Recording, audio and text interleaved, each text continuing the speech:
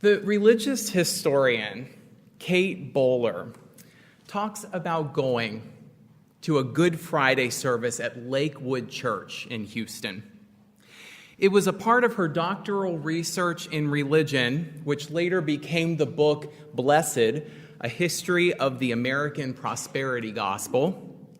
What interested her about this particular service is that few of these churches that are sort of in the prosperity gospel movement follow much of a liturgical calendar, and she was surprised to find one that was offering a service on Good Friday.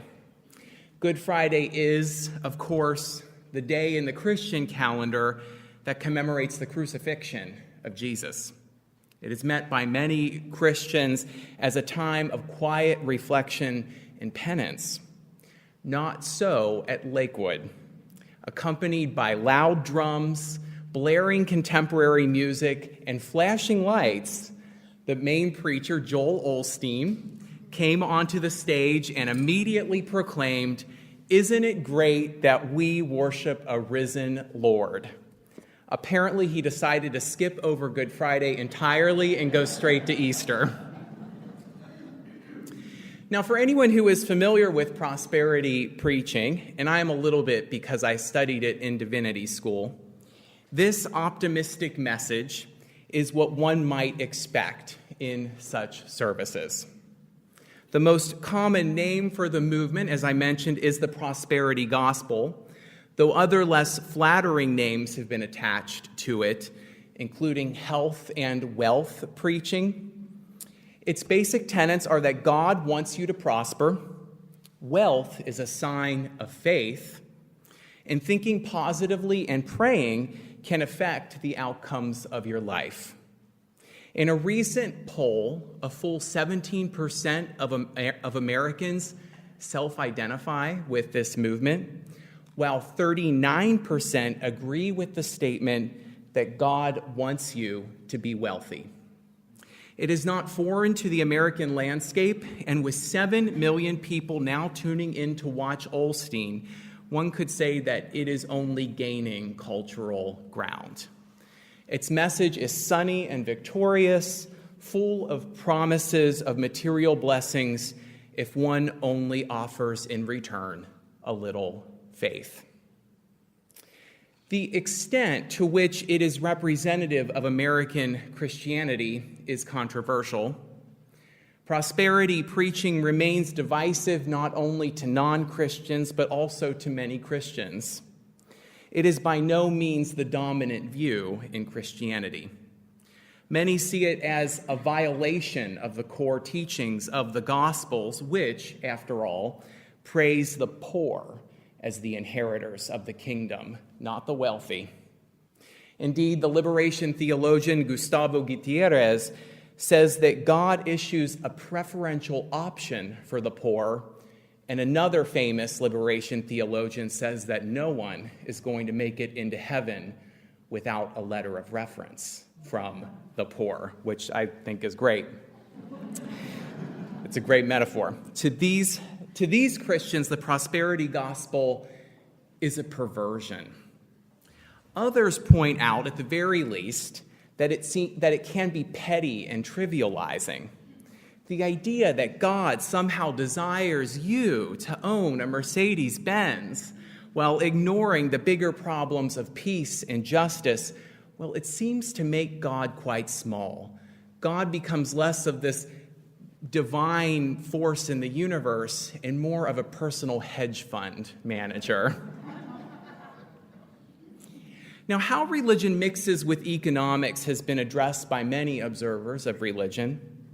The prosperity gospel is one of the ways that the two come together, an obvious and some would argue crass form of economics and religion merging.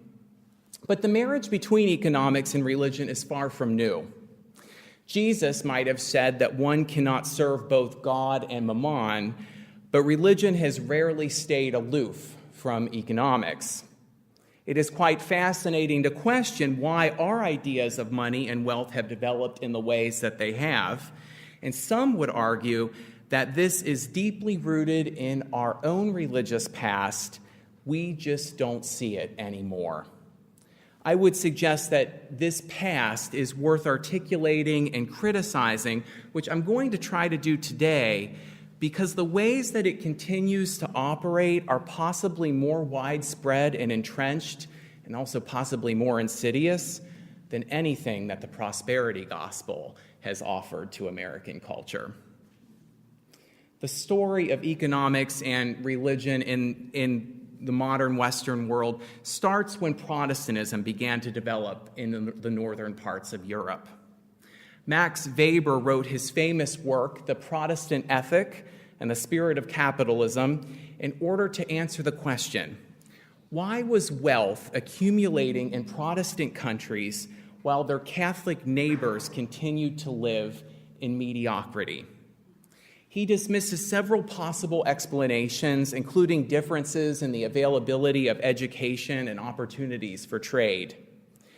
After ruling these possibilities out, he argues that the causes are not material, but are rather ideological, that the reasons behind the success of Protestant countries lies in their theology. It's a fascinating argument. Weber says that a particular brand of Protestant theology had social consequences that were both profound and unintentional. It was Calvinism. Calvinism articulated the doctrine that human beings were double predestined.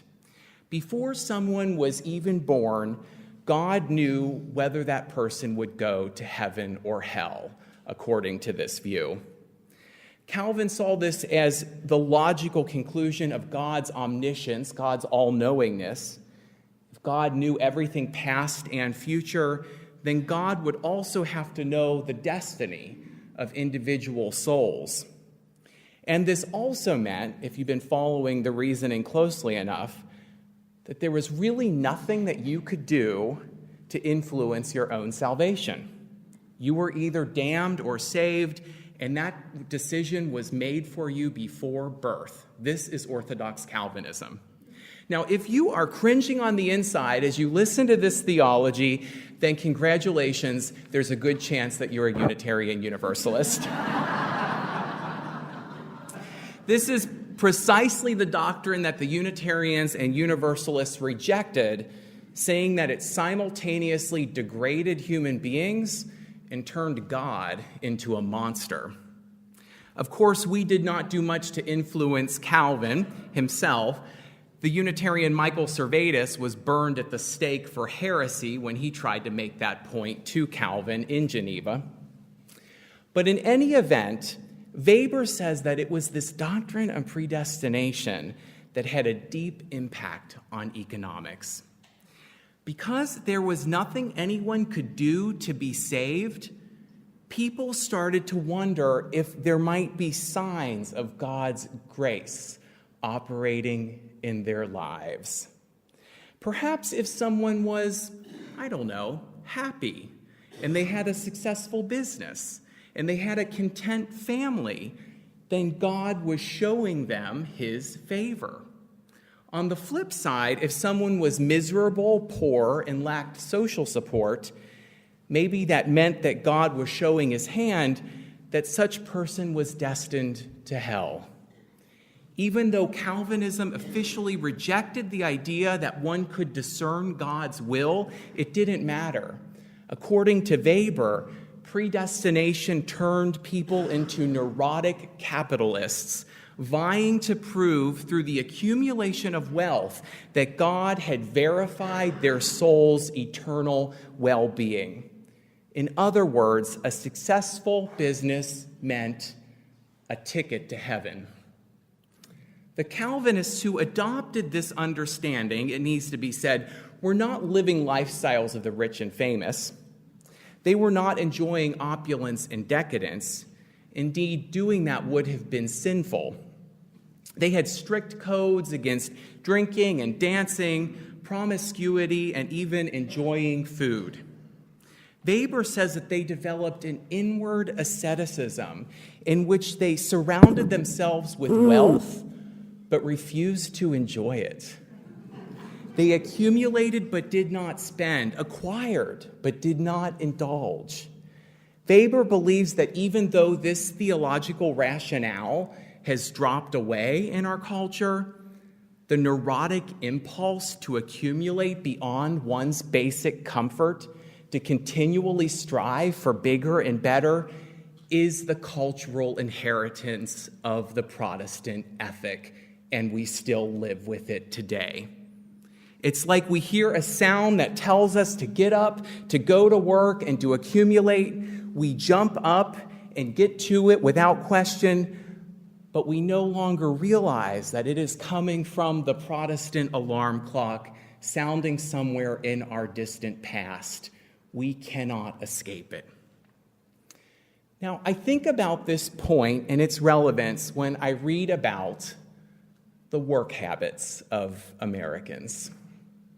Americans receive less vacation time than almost any other country in the world. On top of that, 52% of that vacation will go unused in any given year. And as ABC News puts it, Americans take less vacation, they work longer days, and they retire later too. Americans spend less time with their children, less time on leisure and hobbies, and also have fewer friends than others do in other parts of the world. Other headlines from recent articles say it all. America is the most overworked developed nation in the world, and for God's sake, Americans work too much already.